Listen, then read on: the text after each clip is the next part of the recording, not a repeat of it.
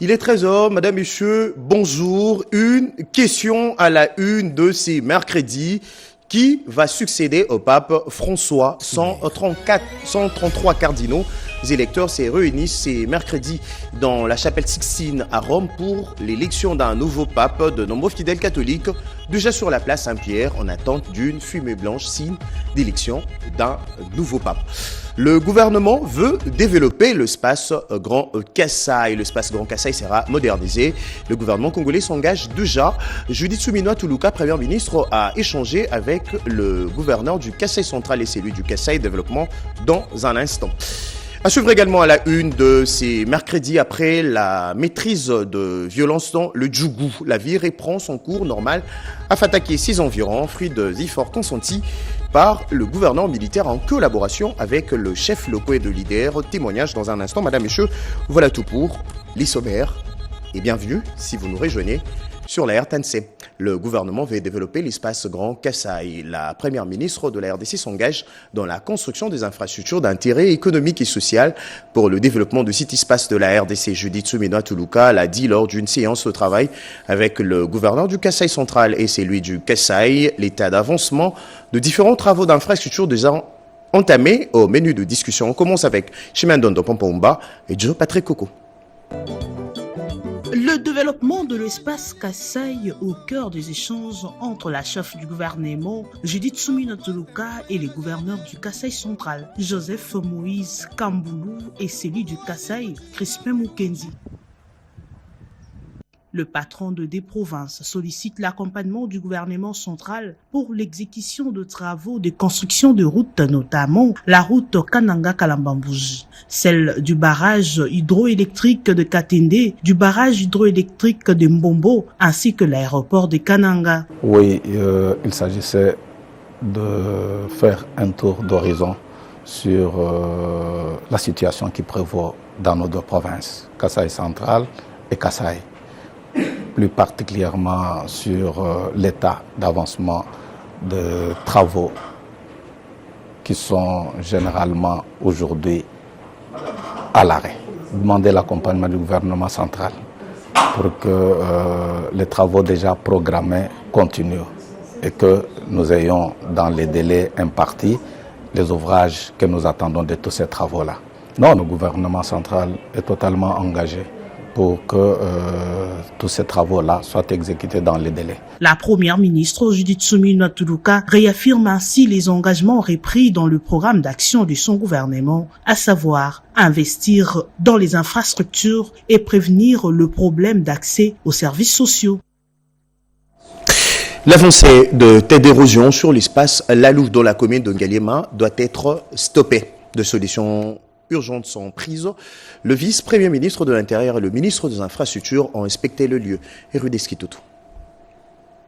Une érosion ravage l'avenue Lalou dans la commune d'Ongaliema. Depuis le jeudi 1er mai dernier, les habitants de différents coins de cette municipalité en danger ont lancé un cri d'alarme aux autorités compétentes. Les quartiers Mbangou et Punda dévastés, des maisons emportées, mettant en danger des familles entières qui demandent une intervention urgente et efficace pour protéger leur quartier et leur vie. Le vice-premier ministre, ministre de l'Intérieur, qui avait à ses côtés le ministre d'État des Infrastructures et Travaux publics, ont palpé leur réalité sur terrain. Jacques Machabani invite les parties prenantes à se mobiliser. Il y a Mona Kosenga, la gouverneure de la ville à Kinshasa, la bourgmestre. Je demande au gouverneur de la ville, le bourgmestre de la commune de Ngaliema et le chef de quartier de vous mobiliser dans les comités locaux de sécurité pour recevoir les informations et instructions du gouvernement.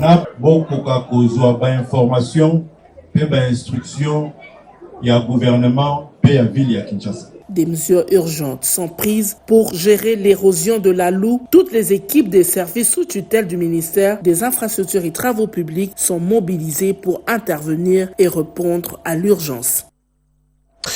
Préoccupée par la situation sécuritaire, la RDC veut doter sa population d'une carte d'identité sécurisée. Au nombre de futurs partenaires, MCC a présenté ses potentiels services au vice-premier ministre en charge de l'Intérieur. On fait le résumé avec Bobo Mokondi. Préoccupé par la situation sécuritaire et l'infiltration, la République démocratique du Congo va doter sa population d'une carte d'identité sécurisée, ce qui implique l'apport d'un partenaire fiable et expérimenté. C'est dans ce cadre que la République tchèque a signé un mémorandum d'entente pour la mise en œuvre de ces vastes programmes. Une cérémonie présidée par le vice-premier ministre, ministre de l'Intérieur et Sécurité, Maître Jekme Chabani, en présence de l'ambassadeur de la République tchèque. Ce dernier a assuré l'engagement de son pays à soutenir la vision du chef de l'État, Félix-Antoine Tshisekedi Tshilombo.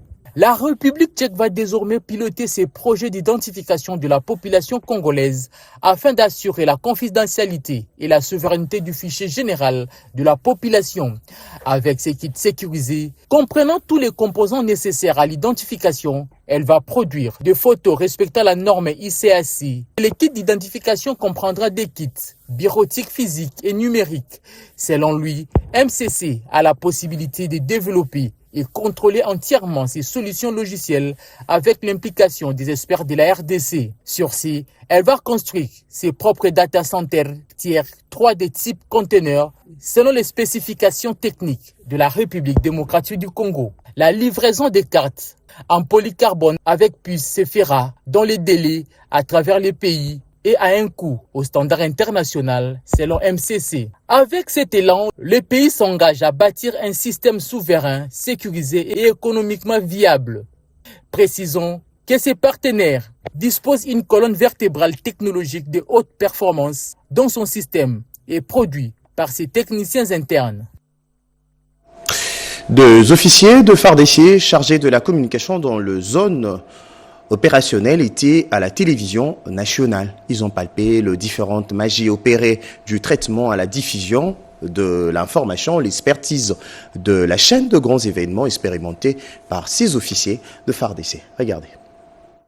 Cette visite des officiers militaires de FARDC aux installations de l'RTNC ayant en charge la communication dans les zones opérationnelles venus à Kinshasa pour participer au séminaire de formation de l'opération psychologique initiée par l'état-major général a permis aux participants d'avoir une idée claire sur quelques problématiques liées à leurs tâches. Et dans le cadre de cette formation, il a été prévu aussi une descente au niveau de la RTNC pour que le séminariste puisse entrer en contact avec cet outil aussi important de notre pays. Nous sommes là parce que l'autorité a voulu que nous puissions aiguiser encore notre savoir sur la guerre numérique, ce qui pourra nous permettre de bien travailler, surtout en profondeur. Je veux parler ici de la partie est de la République démocratique du Congo, où nous sommes, dans la plupart d'entre nous, communicateurs.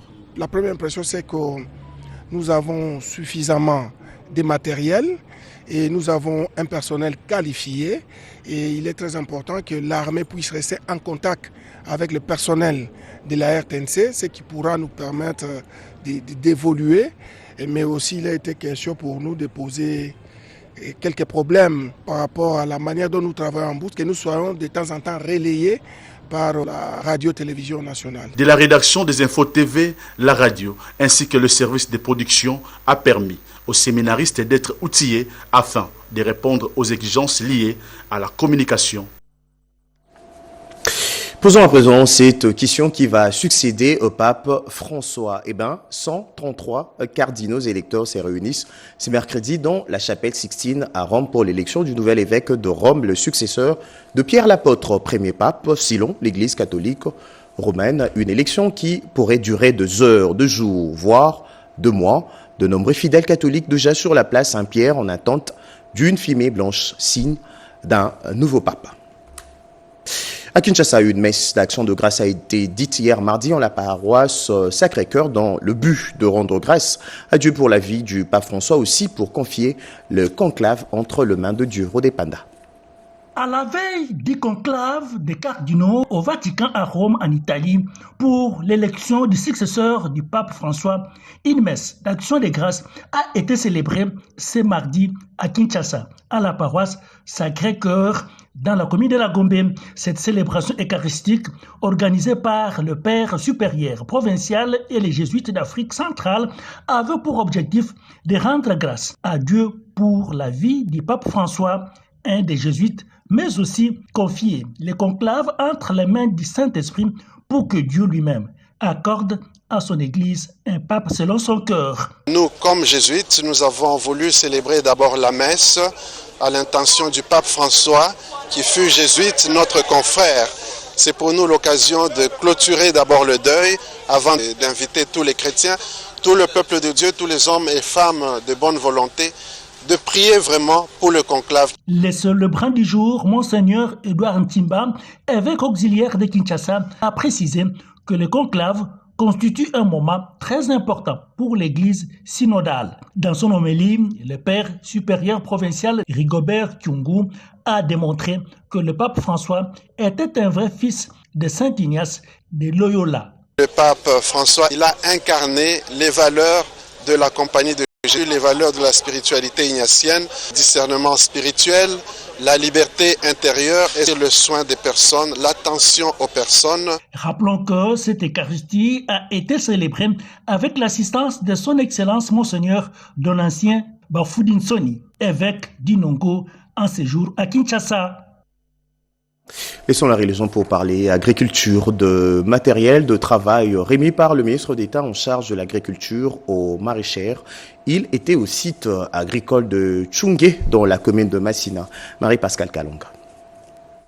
Dans la démarche de l'identification des terres arables de l'interland de Kinshasa, le ministre d'État de l'Agriculture et Sécurité alimentaire s'est rendu au site agricole de Tchouengue de la commune de Massina. Dans sa gibecière, le ministre d'État Mouchaïl a apporté du matériel aratoire aux maraîchères et maraîchers organisés en coopérative tout en les expliquant la vision du chef de l'État Félix-Antoine Tshisekedi Tshilombo pour mettre fin aux importations. C'était en présence de Jean-Paul Chibanda, secrétaire général de la coopérative des maraîchères du Congo, Copmaco en sigle. Un gouvernement responsable est celui qui donne le nécessaire à la population. On ne doit pas vendre le fruit de nos mains. Le chef de l'État nous a donné ce matériel pour que nous puissions travailler.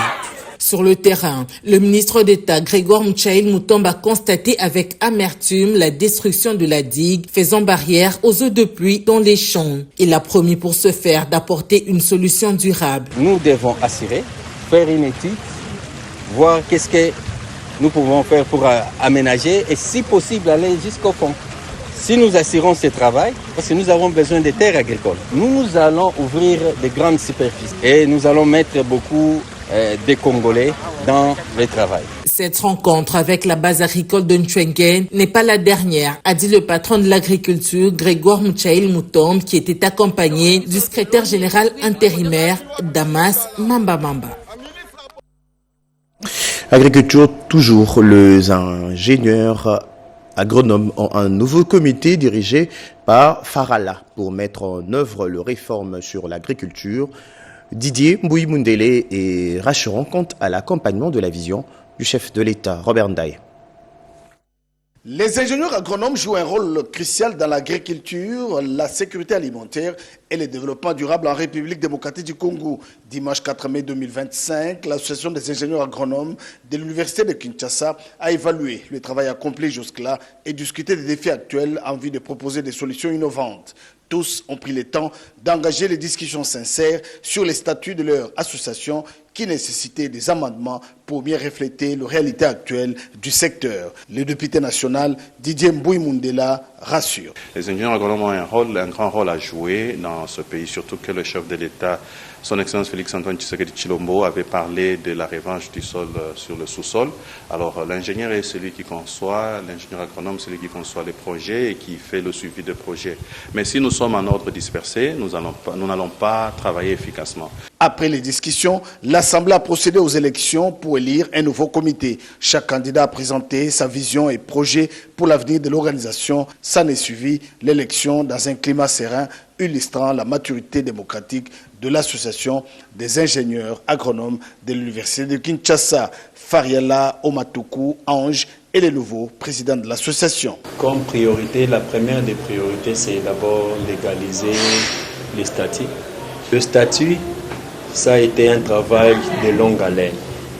C'est d'abord les impressions de joie que ces statuts soient adoptés enfin. Cette assemblée générale élective marque une étape importante pour les ingénieurs agronomes de l'université de Kinshasa. Les amendements des statuts et l'élection du nouveau bureau sont des signes d'une volonté collective de moderniser et de renforcer la profession. Dans l'actualité également, une délégation du Fonds monétaire international a échangé avec le vice-premier ministre en charge de l'économie nationale. Au menu des échanges, la production de produits pétroliers et la gestion du dossier du calcul de pertes, ainsi que le manque à gagner dû aux sociétés pétrolières.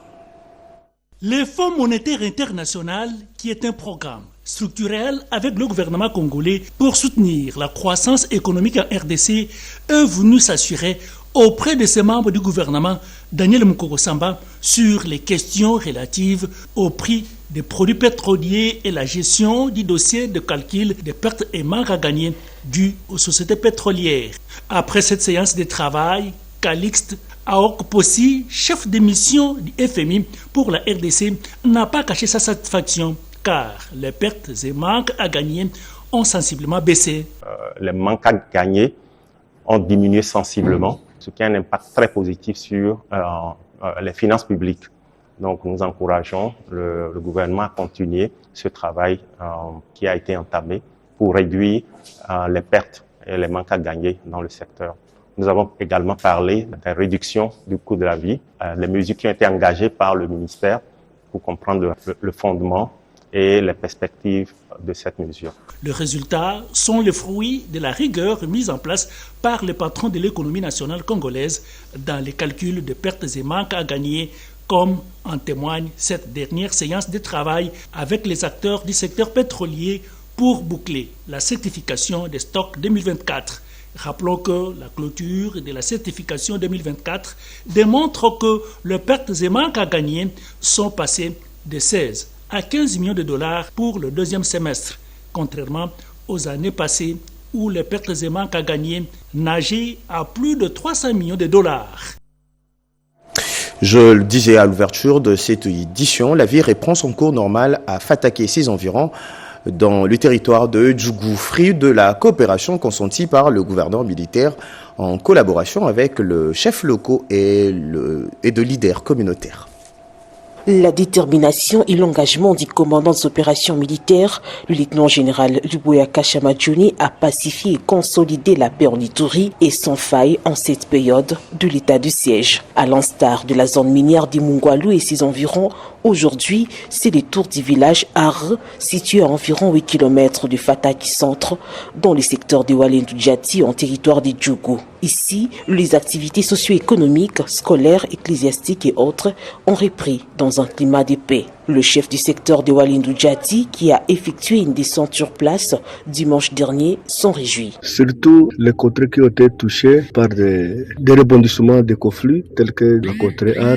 Ce dimanche, nous avons été obligés de nous rendre jusqu'à Ar dans le but de connaître l'état des lieux. Est-ce que le mouvement retour est effectif après notre passage? Et nous trouvons effectivement le mouvement retour a commencé. Même moment en Fataki, nous avons constaté automatiquement le mouvement retour. Ça fait également notre joie. Cette autorité de base plaide pour le renforcement des effectifs militaires en vue de consolider la paix qui s'observe actuellement dans les territoires des Djougou et faciliter le retour volontaire des populations dans leurs milieux respectifs. Que les humanitaires aient le regard vraiment urgent. Voilà dans ce contrées que nous venons de citer, Ar, Fataki, Mbasiba, Masikini, Boudou, la population est dans la même condition de vie qui est très déplorable et vraiment nécessite assistance d'urgence. Nous encourageons même le service de sécurité qui doit toujours être vraiment permanent et régulier pour stabiliser surtout la bonne condition de vie, surtout cohabitation et la stabilité de la paix dans tous ces contrées-là. Entre-temps, les forces armées mènent des opérations militaires avec professionnalisme à Nyamamba et Jo, au bord du lac Albert, contre la CRP de Thomas Lubanga. Plusieurs miliciens ont été neutralisés, d'autres capturés et des armes de guerre récupérées. En ce moment, la situation demeure sous contrôle des forces armées de la République démocratique du Congo. Écho de parti et formation politique avant de prendre la revue de presse. Le secrétaire général de l'IDPS a nommé 2 animateurs de fédération du parti de l'extérieur du pays dans le but de redynamiser les activités et soutenir les efforts diplomatiques du chef de l'État, Alain Bikaï.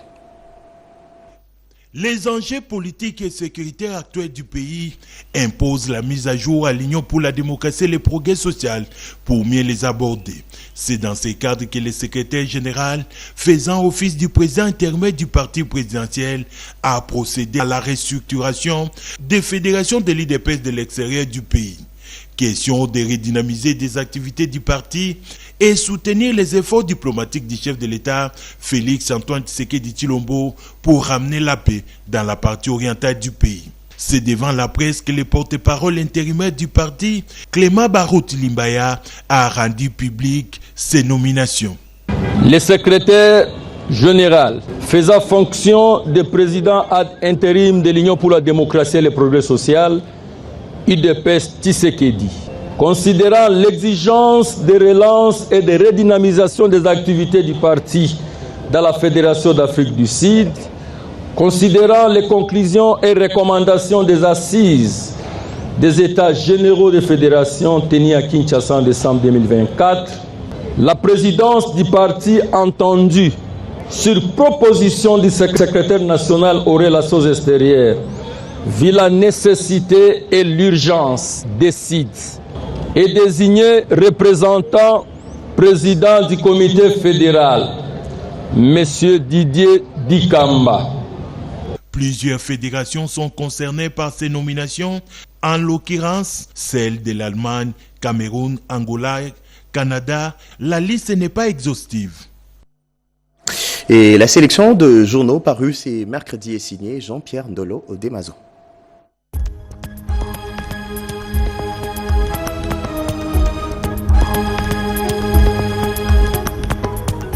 Bienvenue mesdames, messieurs à cette revue de presse le mercredi 7 mai 2025. Le piège diplomatique qui étouffe la RDC, on négocie à Doha, l'AFC 1-23 avance dans l'Est, constate Econews.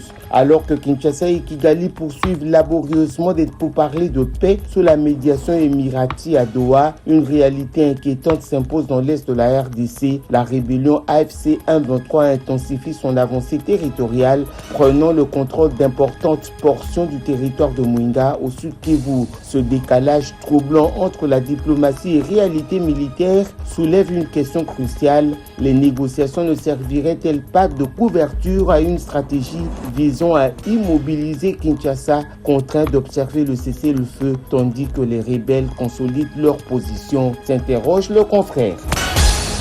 Rutshuru, un tir incontrôlé d'une roquette par un milicien fait 4 morts et des blessés parmi les civils à Bambo, annonce actualité.cd. Une roquette a explosé dans l'après-midi du lundi 5 mai 2025 à Bambo Centre, chef-lieu du groupement Bambo, dans la chefferie de Boueto, territoire de Rutshuru au nord Kivu, faisant un lourd bilan de 4 morts et 7 blessés. Le drame s'est produit à proximité de l'ancien bureau de la police nationale congolaise. Selon les témoignages, l'explosion a été causée par une mauvaise manipulation d'une roquette par un milicien. Sud Kivu, un arbitre de football brûlé vif, un autre cas de justice populaire à Bukavu, rapporte le potentiel. Dans la nuit du lundi 5 à mardi 6 mai 2025, un drame s'est produit dans le quartier Irambo de Bukavu au sud Kivu. Patrick Ngalamouloumé, connu sous le surnom de Ngalas, arbitre de football affilié à l'entente urbaine de football de Bukavu, a été violemment lynché et puis brûlé vif par des habitants en colère qui le soupçonnaient de vol. Cet acte de justice populaire s'inscrit dans un climat d'insécurité croissante qui prévaut dans l'est de la RDC. Inondation à Kinshasa, 2 cas confirmés de Mpox notifiés dans les sites des sinistrés, révèle la référence plus. Ces 2 cas sont notifiés dans les sites d'hébergement des sinistrés, dont un au site du stade municipal de Bandalungwa et un autre au stade Tata Raphaël. C'est ce qu'a annoncé lundi 5 avril un communiqué du ministère de la Santé. Madame, Messieurs, voilà tout pour cette édition. C'était un journal de la rédaction coordonné par Patti Tundwango, réalisé par Monique Mavungu et Maxime Androkwa, assisté d'Ondienge Lebasosa, Blandine Mangbaou et Alain Sodi à toutes et à tous. Bonne journée en compagnie de votre chaîne, la RTNC. À très bientôt.